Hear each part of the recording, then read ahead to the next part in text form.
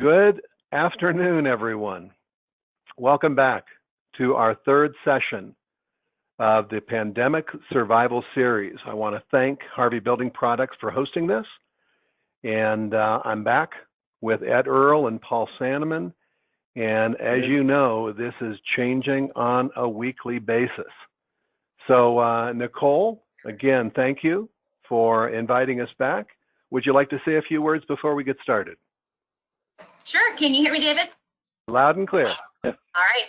I just want to say thank you again to our customers for spending this time with us this afternoon, and hopefully you'll learn something that can help you through these challenging times.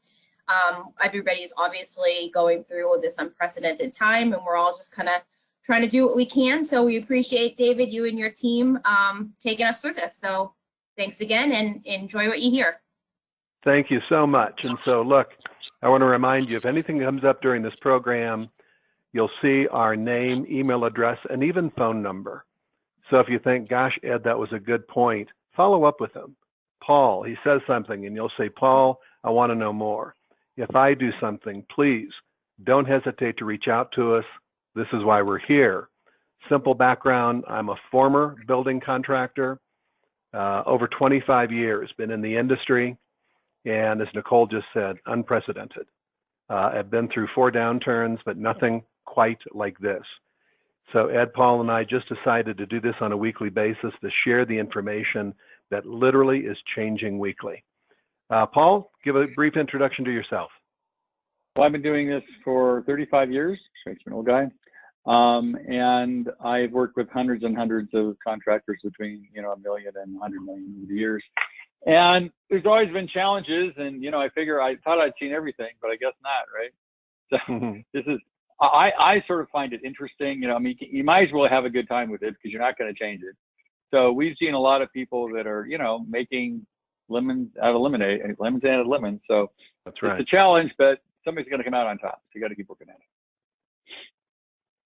All right, and it's all yours. All right, can you guys see me now, or am I still invisible?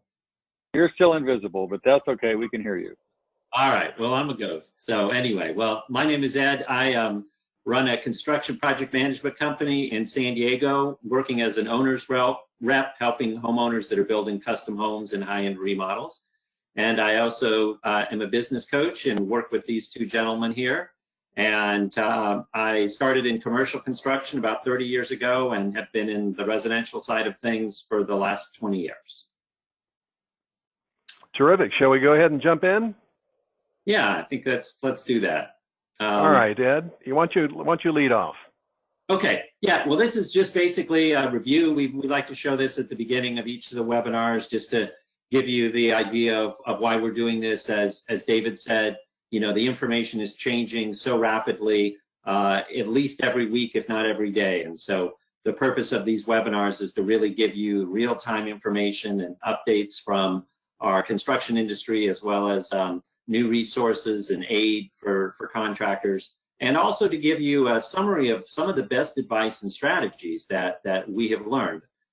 We work with over 50 contractors nationwide. We're talking to them every week, and we hear a lot of great ideas, and we want to share those with all of you as well.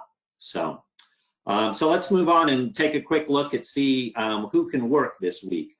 So the good news is things really haven't changed much. The NAHB actually has not updated this chart since last week. So basically nothing really has changed. You can see a pretty dramatic change there between March 24th and April 9th. But since April 9th, things haven't changed. And that's good news because you can see those 5 states in red there. Those are the five states where construction is prohibited.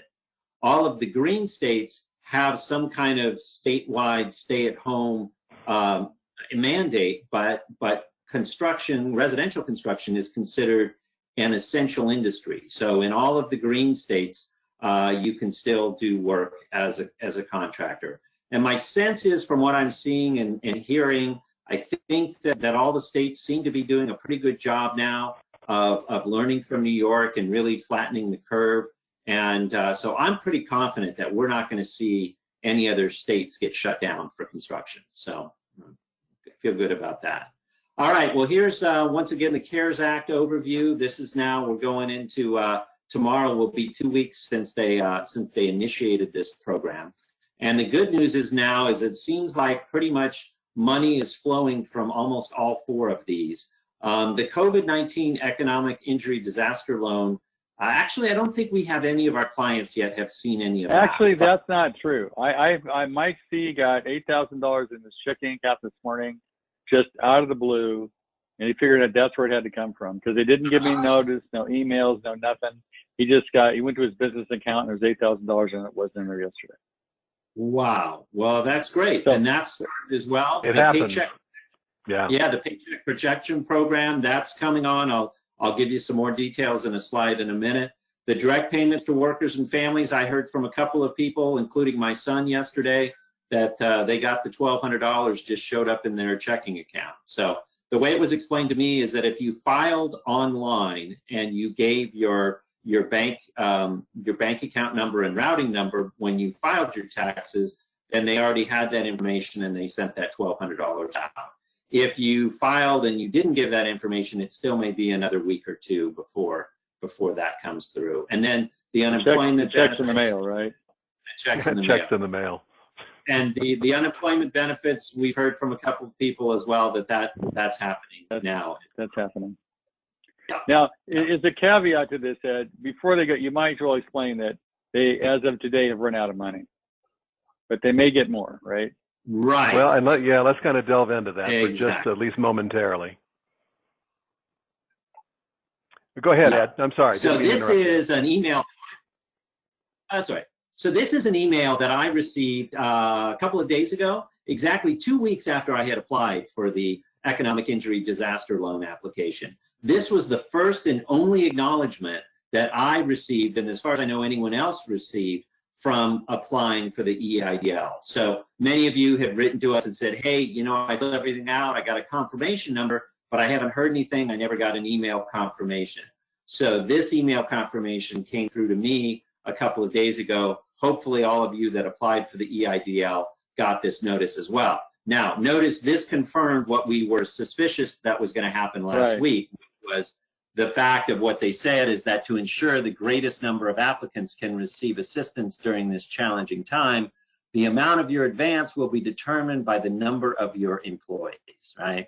So now, if you only have 2 employees, you're only going to get $2,000, not the full $10,000.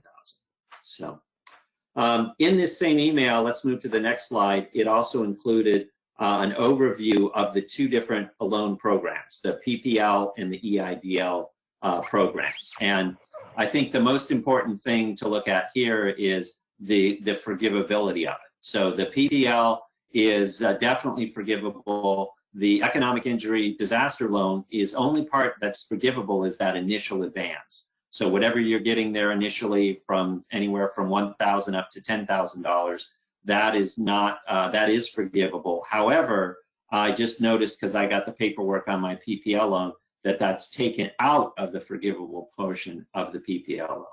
All right, so for simple math, if you get $50,000 in a PPL loan and you got $10,000 in the EIDL, that $10,000 gets taken out. So the only part of the PPL that's forgivable is the $40,000.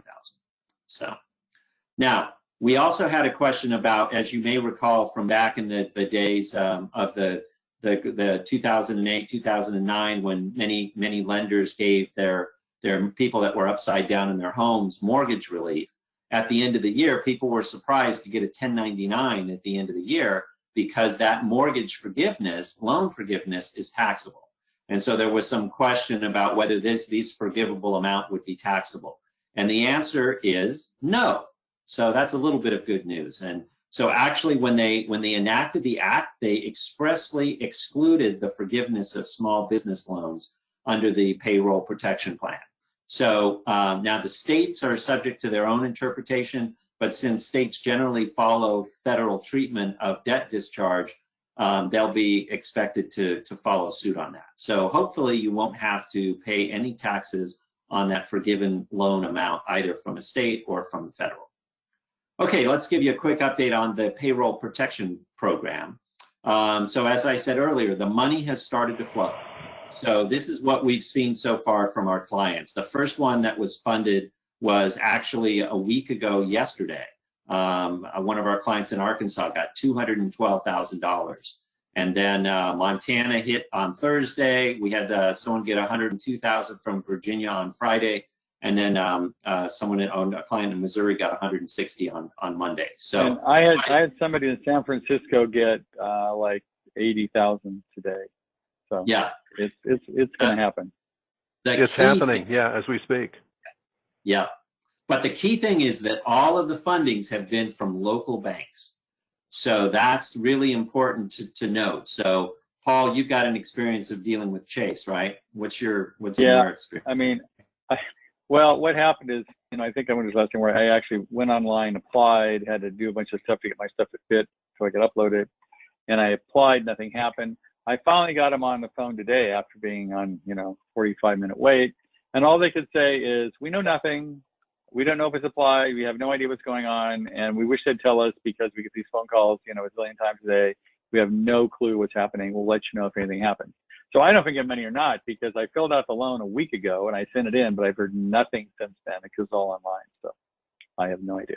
That's the Chase. Well, and to add to that story, we have learned that in Arkansas, Montana, Virginia, Missouri, in each case, these contractors had a relationship with a local banker. And so in those cases, it looks like those local bankers, because of that relationship, helped prioritize and process those loans. So those local relationships make all the difference in the world. Right. And I think it's important to know that the bank is actually loaning you the money. The way this works is you apply for the loan, then the bank approves you for their whatever they do to loan you money. And then it goes to the SBA, they approve you, and then you get the loan. The bank loans you the money. Now, what's going to happen is once you meet all the requirements after the, whatever, 8 weeks or so, when you haven't committed fraud, then the SBA will pay off the loan to the bank. But if you have committed fraud or there's a mistake or whatever, the SBA doesn't have to pay it back, and the bank is still liable for the money. So that's why the bank's so particular, because actually the money's coming from the bank originally. It's a bank loan. Good point. All right, well, that's it for the loan updates. Hopefully all of you have already gotten your applications in. And if you have, just be patient and know that the money is on its way. And I'm going to turn it over now to... We can add one thing that, the money, from a notice from the SBA this morning, that the money that was appropriated is gone. But for the last week or so, Congress has been working at adding more money to the Paycheck Protection Program. Nothing yet. So even though we say, the money's gone, if you haven't done an application, if you have a local relationship, submit that loan, because I think it's just a matter of time before more money is appropriated to the program, because they've literally allocated $339 billion they've awarded, and more people are waiting. And Congress knows that. Right. So it's in process. Is it going to be 5 days, 10 days? Anybody's guess, but more money should be coming. Right. They keep printing it, right, David? No problem. That's what I understand. Yeah. In fact, in this case, you don't have to print it. You just have to push a button and it magically shows up. You don't have to print it anymore. So now I had an interesting story. My son, my 9-year-old son, I have a library in my office, which is pretty much all self-help books for the last 20 years. And my son said, "Dad, what's this book?" And he pulled this book out. And I thought, oh my God, how appropriate. No such thing as a coincidence, right? It's a book, Who Moved My Cheese? And I haven't read that book in 10 years. It's a bestseller, sold 10 million copies. And I thought, now Who Moved My Cheese, subtitle, The Coronavirus, should be the updated version, right? So let's talk about this. This is a good book that you can give to your employees or read yourself to help people cope with the situation. And again, in this case, normally recession takes 5 or 6 months to get going and 3 or 4 years to get over. So this one took 3 weeks to get going, and who knows how long it's going to take to get over. So people are not used to that kind of change, ever. So it's a whole new ball game. So there's in the book, there's various, he writes stuff on the wall. Let me tell you very simply, it's a book about two little mice, Sniff and Scurry, and they run around, look for cheese all the time with their little tennis shoes on, if you can picture a mouse in tennis shoes. And there's two little guys that are very intellectual, they're called Hem and Haw, and they basically, intellectualize everything. So what happens is they all get the cheese at Cheese Station C, no problem, it keeps coming, and Hem and Haw get pretty lazy, they hang out, they get rid of their running shoes, they enjoy the cheese, they build a house around the cheese, and all is good. And then the cheese disappears, gone. So the book is pretty much about Sniff and Scurry, they don't care, they're running around anyway, just go find some more cheese. Hem and Haw starts doing studies on where did the cheese go, let's do an analysis here, let's figure out what is happening with the cheese. And to me, it's pretty much like, how many people died of the coronavirus? That's really not going to help you find new work. So I think it's a good analogous kind of thing for dealing with this kind of a situation.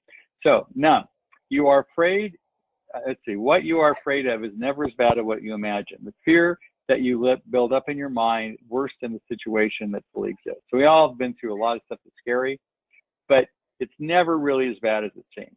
The second is, the more important your cheese is to you, the more you want to hold on to it. Now, we've noticed this with our clients, because what happens is the guy is well established as a contractor. He has 10 architects to give him all his work. He's counted on it consistently. All is good. And he hasn't really done any marketing in years. He just answers the phone. All of a sudden, boom, everything's changed. So it's harder for someone like that to change because they really value their business and they got momentum and they've been doing it for a long time. What happens in these circumstances lots of times is you'll find that people that have been in business a long time will bail. During the last recession, several of my clients that had been done very well, were well financially, really didn't have to work anymore. They all just said, I don't need this and I'm going to get out. Well, I think this is going to happen this time. I think a lot of people in this industry are not going to want to mess with this. And a lot of the old guard that's been around forever, that's done well financially, are just going to drop out of the game. I don't want to play anymore. But that leaves opportunity for new people to take over. So if you're not one of the guys that's going to leave, there's some opportunity here. Next slide. Who's in charge of the slides? Okay. Yep. No. If you do not change, if you do not change, you can become extinct. That's pretty self-explanatory. It's called evolution, isn't it, Paul? I mean, you evolve, you change with the times. Yeah. So I believe out of this pandemic, a lot of people are not going to survive, and they're going to go broke in one way or another. And a lot of people are going to make it and come out stronger. Unfortunately, if you're not in the construction industry and you're in the hospitality industry, it might be a little tougher because a lot of the rules are going to change. I'm not sure we're going to have mass events anymore. I don't know when they're going to happen.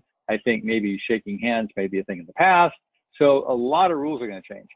So some people become extinct, and you don't want to be one of those businesses. The good news is construction industry is going to survive. I think it's going to come out ahead because people need a place to live. It may go through some glitches because of the mortgage industry, and that's changed a little bit, but I think we're to be around to do well. If you do not change, you become extinct. Next slide. What would you do if you weren't afraid? Think about that. If you weren't afraid of making a move, maybe doing some more marketing, calling an architect, getting rid of the employee you don't need anymore, hiring a new employee you don't think you can afford, but you really should, making the sales call you're afraid of, maybe calling people on the phone. What would you do if you weren't afraid? And just make a list of those things you could do if you weren't afraid. Next slide. Movement in a new direction helps you find the new cheese. I always say you can't see around the corner till you get there. So in many cases, if you start down a direction, we had a client today who, actually they had the coronavirus and one of the people in the office got it. But after all this, the company happened to get stronger. We talked to a guy named Jose, and he's in it before he, made some changes, made things happen. We talked about some new things he can do, and he's newly committed to his business.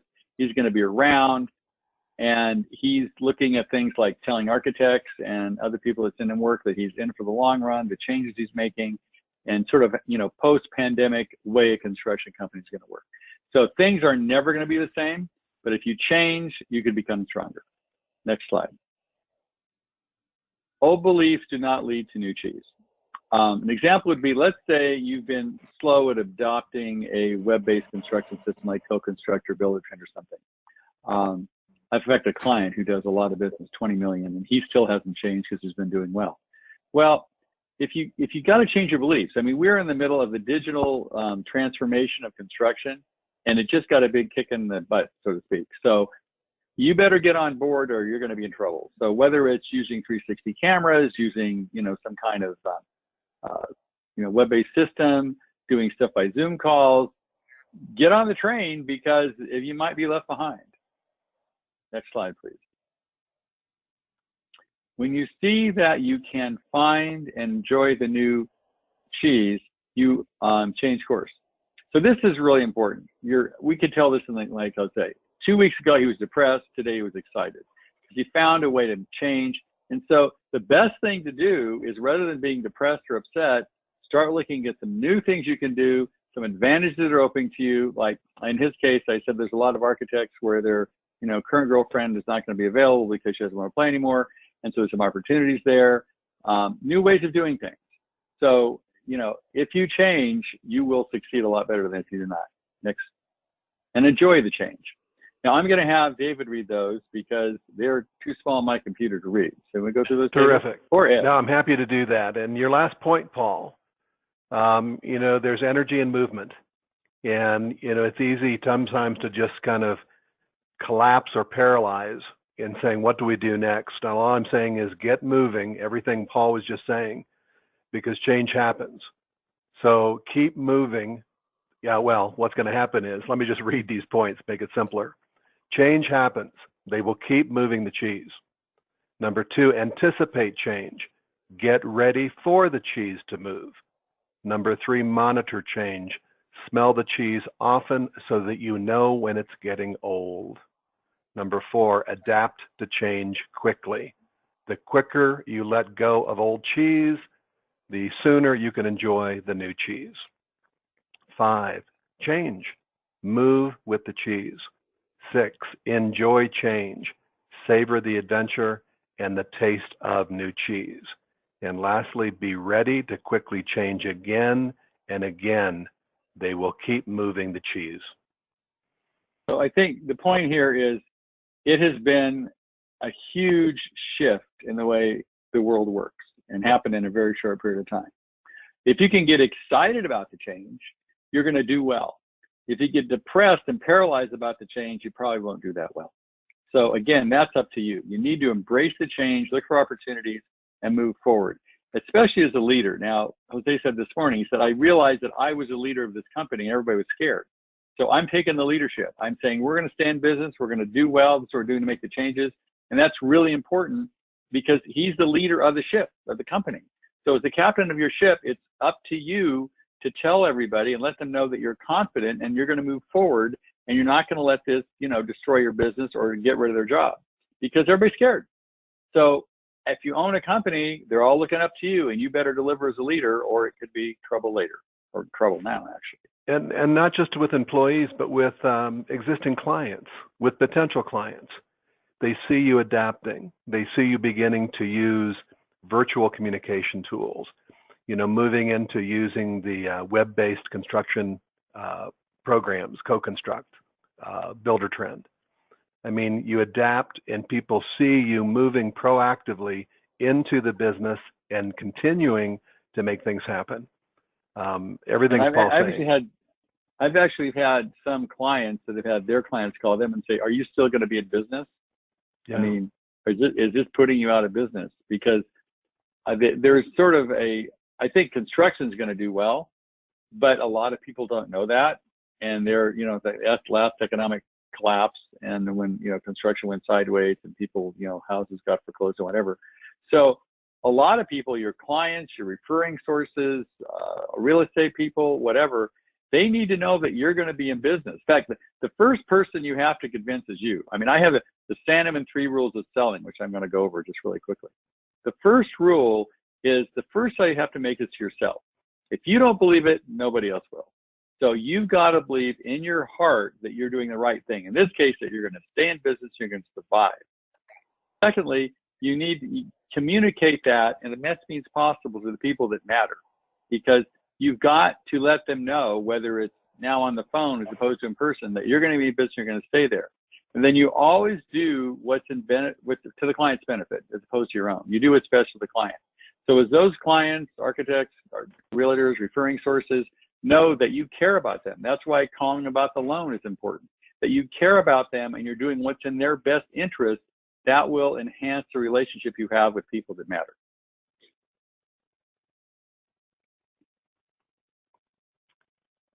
So Paul is next slide. week we're going to, okay, here we go. Next week, we're going to cover the economic advantage of recruiting and outplacement during a pandemic crisis. People, the guys say, look, I'm not if I'm going to business. What am I talking about recruiting? Well, we have a recruiting company. We recruit around 25 contractors around the country, you know, between 2 employees and 200. And things have never been better in the recruiting business. It's amazing. I mean, no surprise, right? We've had the amount of applicants triple. And I can pretty much safely say that the labor crisis in the construction industry is over. It happened really quick.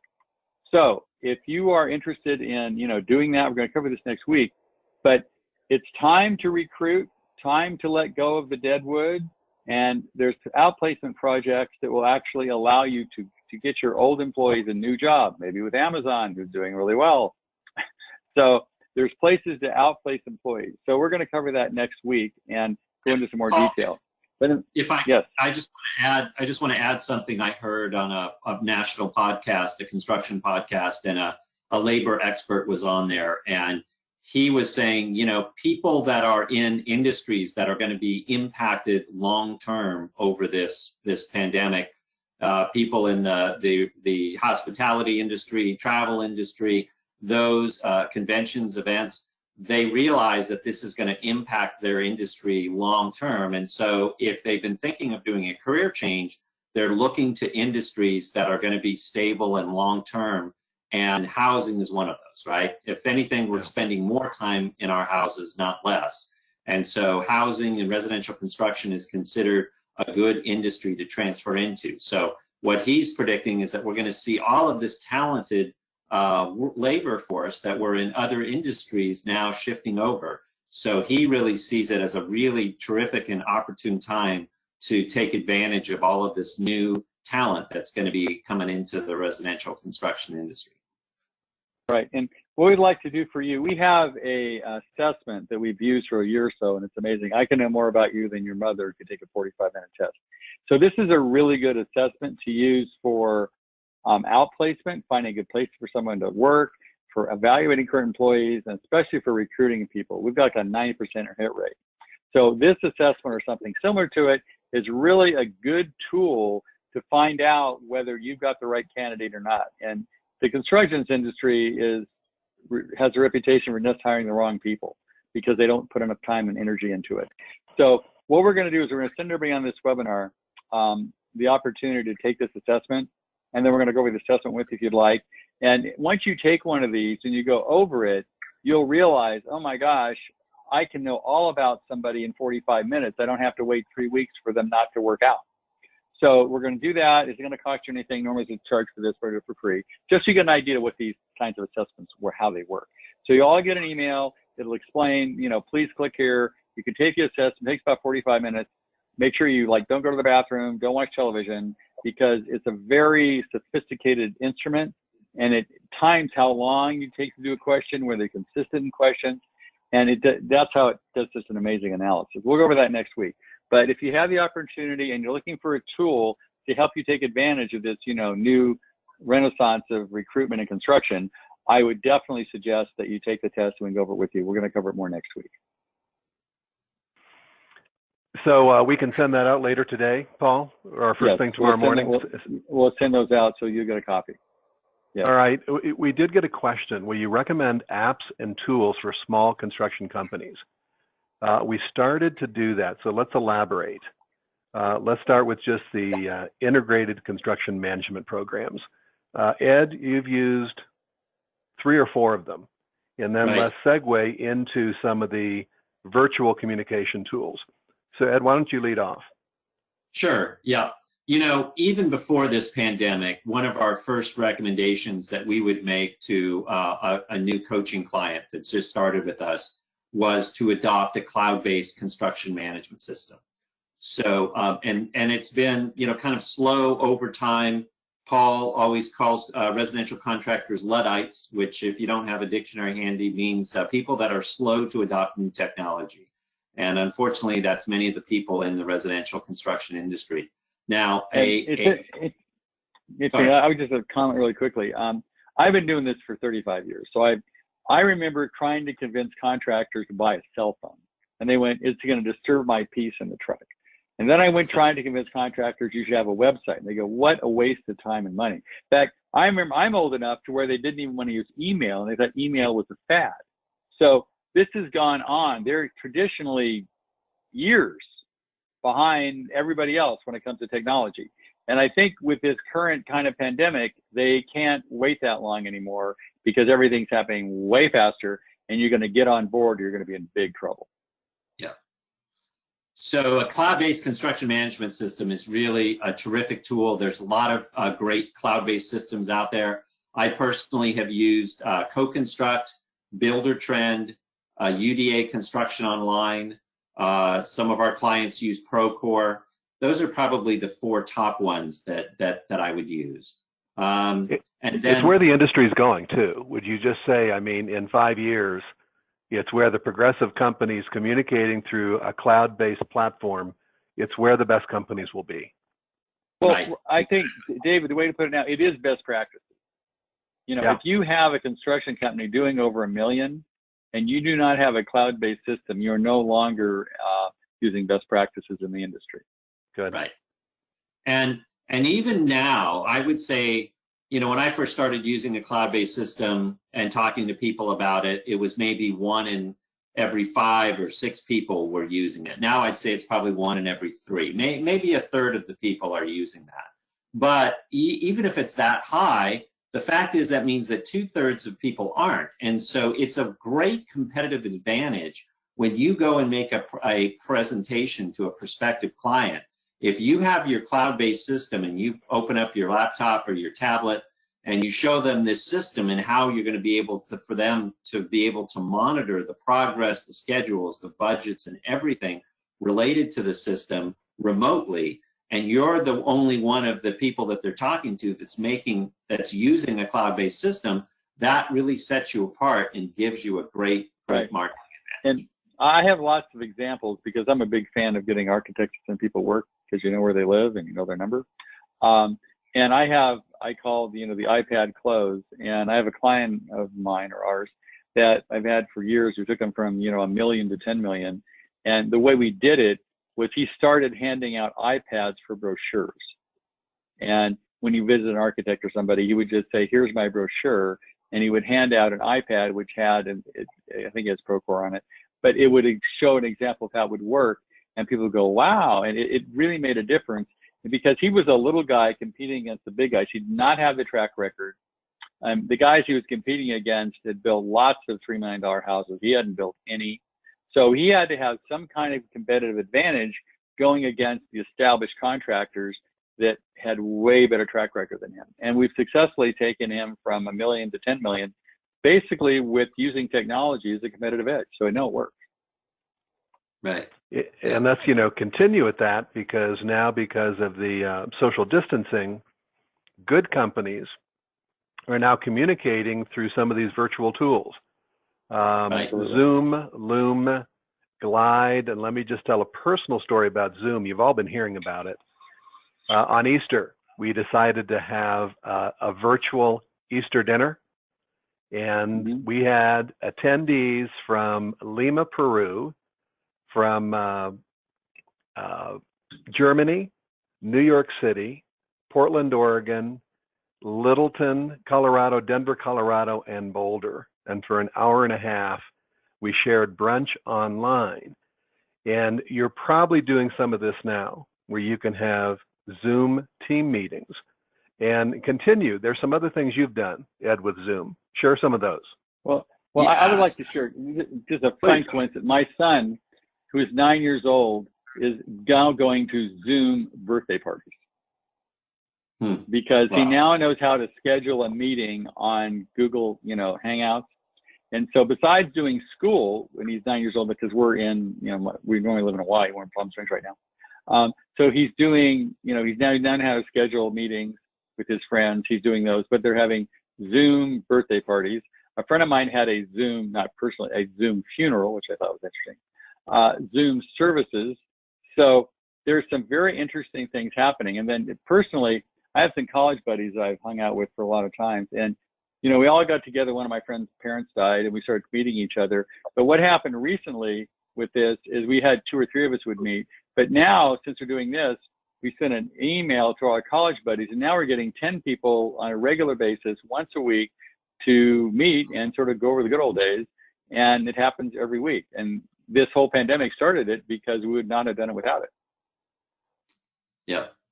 Yeah, and there's really two ways that you can use Zoom. One is just as a video conferencing, as David did with his family, and that way you can actually see all of the people that are on the call, be able to look at them face to face, and everyone can share and see each other. The second powerful tool with Zoom is that you can also do a screen share.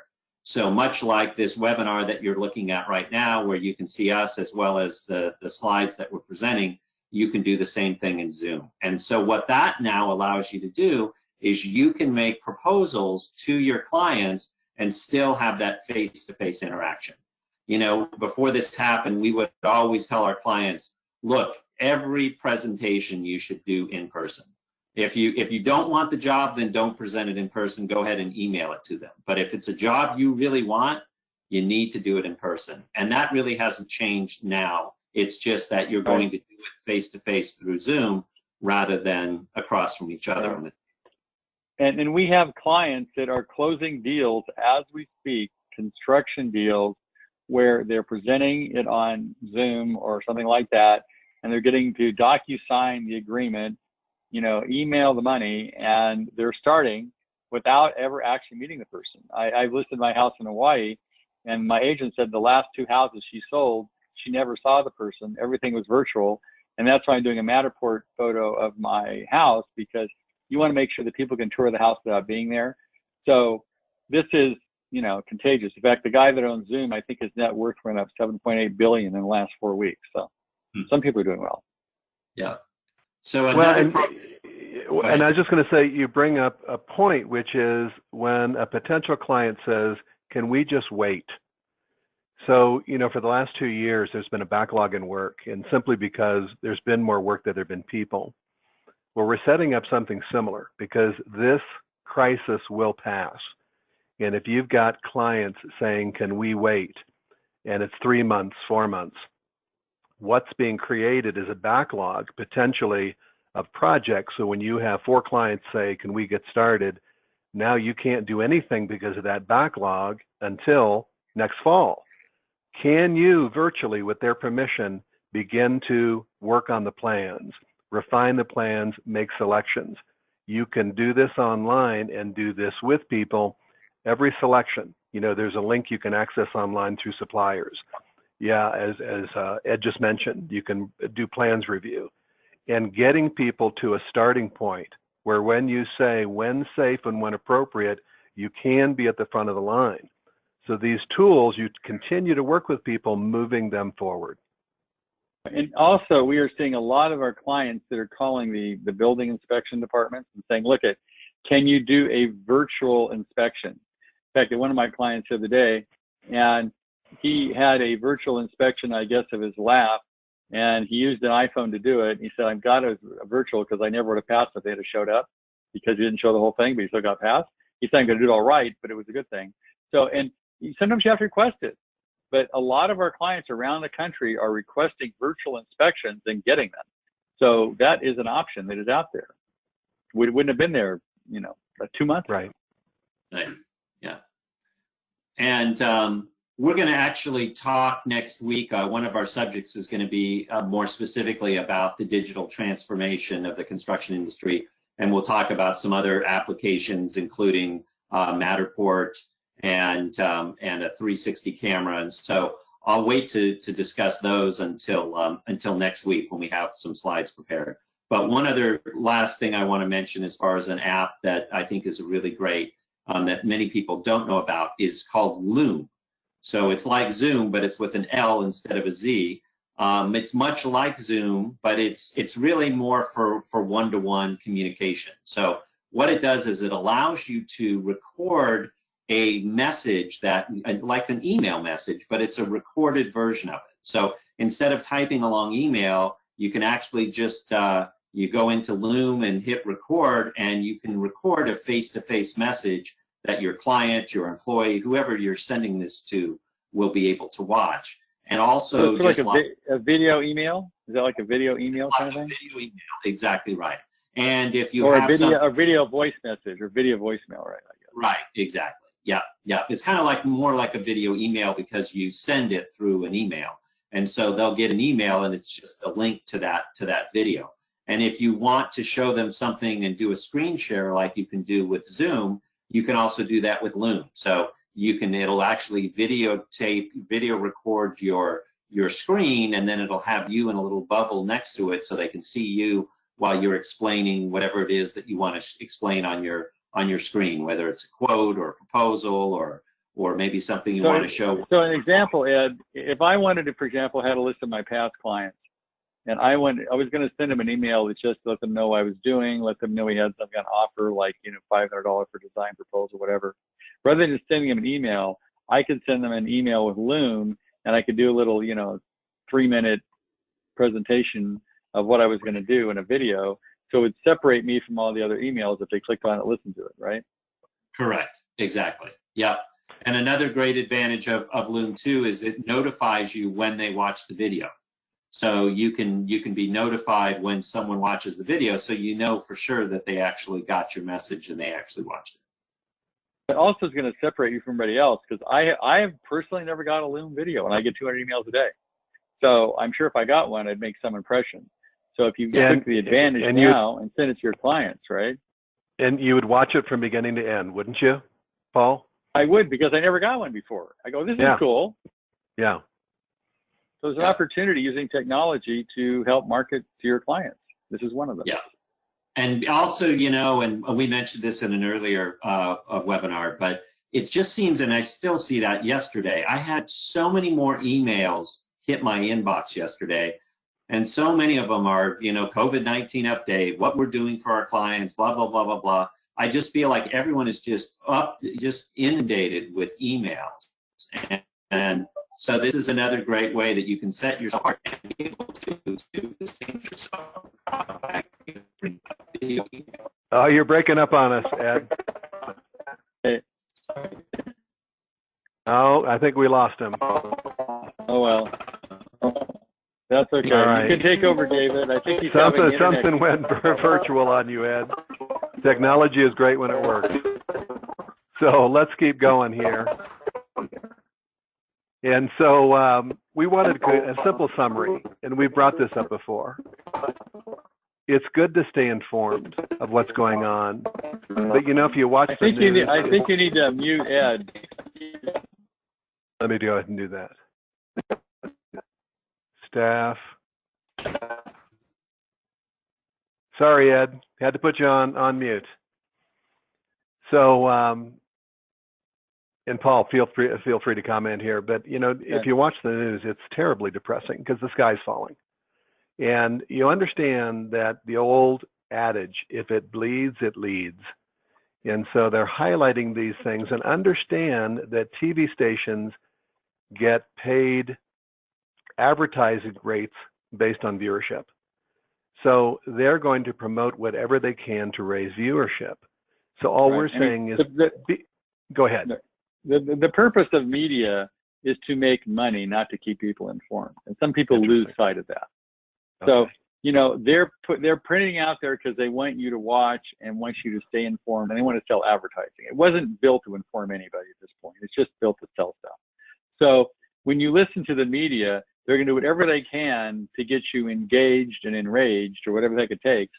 And they want to sell advertising. They want to sell what they're selling. Where now we have the option of going to the internet and being proactive versus reactive, and getting, rather than them condensing the whole planet's whatever to help sell you stuff into like 20 minutes or 10 minutes, you can go on to your own research and find out what is probably really happening. Because now with the access to the internet, we can do our own sort of self-informed news brief, and find out what's really going on, not just for what sells advertising. Yeah, and connect with your peers. So I'm talking about people in your industry. If you're a member of Remodeler's Advantage, if you're a member of, one of the Remodeler or Builder 20 groups, through the NAHB, through NARI, we've got a shared experience here. And this is the reason, why there are chapters around the country for people that understand what each one of us are going through and can share. And we say this because it's important to share this with people who share the same concerns, and not to burden people who are already scared, and most people are. So what we're talking about here is not sharing your fears with employees, and Paul mentioned that earlier. Getting online or on the phone with another contractor, they're going through the same thing, and inspiring each other. There are opportunities opening up. So be optimistic about the long term, because this will pass. All right, we went through 2008 to 2010. We got through 9/11. We will get through this, and opportunities are presenting themselves if we keep moving and keep opening those doors and going around the corners. What else would you add to that, Paul? No, I think you need to lead. It's either lead or follow, right? Yeah. So you need to lead, and nobody wants to follow somebody who's depressed. So it's important you're optimistic and lead, because you can't control what's happening, but you can certainly control the way you respond to it. Well, and I just add one more thing to that, Paul, which is we don't know what's happening in a month or in 2 months. But, as a contractor, every week when you put together a schedule, the schedule never goes according to plan, ever. So every week you're adapting. You're changing who's on what site. You're working around materials that did or didn't arrive. You're working around trade contractors that got delayed, whatever it is. But you're used to this constantly changing focus. And I'm going to ask you to think of this crisis in a similar fashion. And my suggestion is this: what can you do in the next week? What can you focus on? What software or tool can you learn more about? Can you connect with existing clients? What can you say to potential clients? What can you communicate to your employees on a regular basis? They want that leadership. And Paul, you nailed it. Somebody has to lead here. This is our job as owners to lead not only our employees, but clients and potential clients, and to show them how we can move forward. And one of the greatest opportunities we have is the phone has never been more receptive. I mean, we said, we used to give webinars and 2 people show up. Now 200 people show up. So it's a great time. You can do this all from your living room or your office. You don't have to go anywhere, which is really cool. Because in the old days, you have to go out and see people in person. Right now, everybody's fine with a phone call or fine with a Zoom call. So take advantage of that. You can make, 5 sales calls in the time it took you to take, and normally it takes 1. Okay? So be on it. And this is when we see the benefit of this digital transformation, we will continue doing this because it works. So we're almost pivoting in our business as to how to communicate and interact with both present and future clients. So we do a free hour-long coaching call where we just get online with anyone who wants to join us every Wednesday, and it would be at noon Eastern. And you can sign up. You can see residentialcontractorservicesgroup.com/business coaching. It's just an open or you can call. Just go to RCSG and that's a lot easier. Yeah, that's a lot easier. Yeah. And we just get online for an hour and we review people's comments, questions, and trust me, this is the contractors sharing their experience and sharing other best practices. So it's a nice time to get online. There's no cost. We just talk about what can we do, how can we move forward, and then, So please, moving forward, if you've got questions from today, we're all available. You see our phone numbers and email addresses. And yes, we in fact do have 95 years of combined experience. and Call us. we can share that with you. Or Yeah. email us. Right. And it doesn't cost Yeah. you a thing. We're doing this all for free, so go for Yeah, it. it's all part of the deal. So we will get through this together, and we will be back. And don't forget, when we send you that assessment, take it. You'll find it very interesting. All right. We'll get back to what it means, but it's a great tool for you to use to find new employees. And that will be going out later today. Yes. We'll send you a little informational email with a link. And with Harvey, we're going to be back next Thursday, same time, 3 p.m. Please plan to join us. In the meantime, any questions or concerns, please contact us. We are happy to respond. Anything else, Paul? I'm good. All right. Everyone, thank you again. We look forward to hearing from you and seeing you online next week, a week from now. Thank you, everyone. Take care. Good afternoon.